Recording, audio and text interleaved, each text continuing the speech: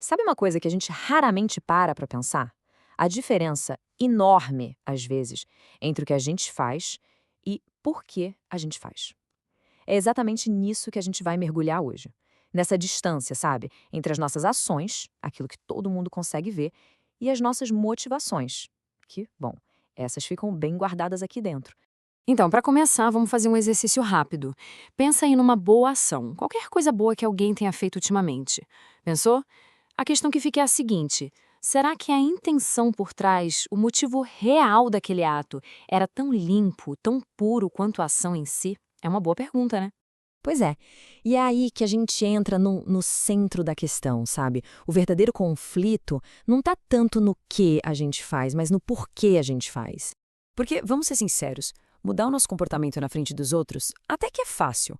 Ajustar o que a gente fala, o que a gente faz pra agradar, pra ser aceito no grupo, ou só pra parecer uma pessoa legal, isso a gente aprende desde pequeno, né? É quase como uma atuação, uma performance que, com o tempo, fica bem fácil de fazer. Olha só como essa divisão fica clara. De um lado estão as nossas atitudes, né? Aquilo que todo mundo vê, que pode ser, nossa, impecável, super correto, mas do outro lado estão as motivações. E segundo a fonte que a gente está analisando, essas são vistas por Deus. E aí é que mora o perigo. Porque por trás de uma ação que parece ótima, podem estar escondidas coisas como, sei lá, orgulho, medo, ou até mesmo só aquela necessidade de ser aprovado pelos outros. Tá, mas e aí? Como é que a gente lida com essa parte que ninguém vê, com a motivação?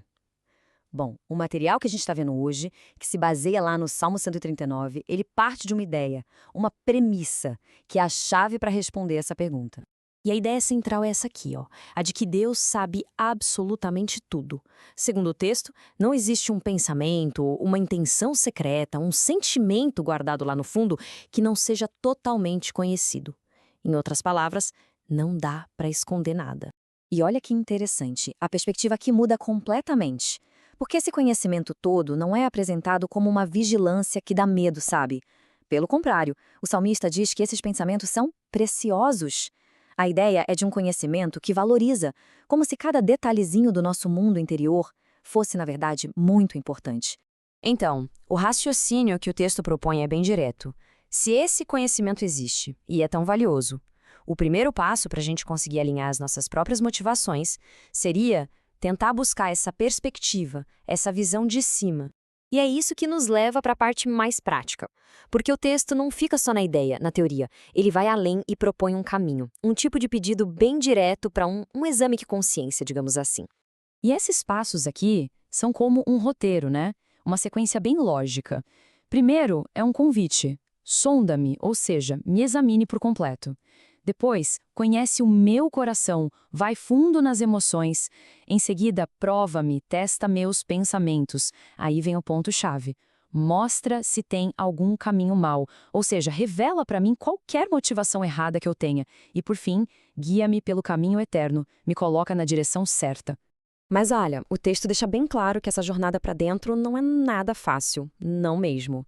Mudar aquilo que está lá enraizado na gente, às vezes há anos, é com certeza um dos maiores desafios que uma pessoa pode enfrentar. E para isso acontecer, existe uma condição. A mudança só se torna possível, de acordo com a fonte, quando existe uma abertura total, uma vulnerabilidade mesmo. É preciso ter coragem de olhar o que vai ser revelado e, claro, permitir que a transformação aconteça. Ok, mas qual é o resultado de tudo isso? Para que passar por esse processo todo? Por que focar tanto nas motivações e não só em ter atitudes corretas? A resposta que o texto dá é muito direta. Mudar só as atitudes, o comportamento externo, é para agradar as pessoas, é sobre cuidar da imagem. Agora, mudar as motivações, o porquê por trás de tudo, isso sim, segundo a fonte, é o que agrada a Deus. É a grande diferença entre o que a gente aparenta ser e o que a gente é de verdade, entre aparência e essência. E essa ideia aqui é talvez a mais libertadora de todas. Porque a proposta não é ficar se policiando o tempo todo, sabe? Um esforço sem fim para acertar em cada ação. Não. A ideia é que, quando o coração, quando as intenções estão no lugar certo, as atitudes boas simplesmente acontecem. Elas fluem de forma natural, autêntica, sem precisar forçar, sem fingimento. E para a gente terminar, fica essa pergunta no ar.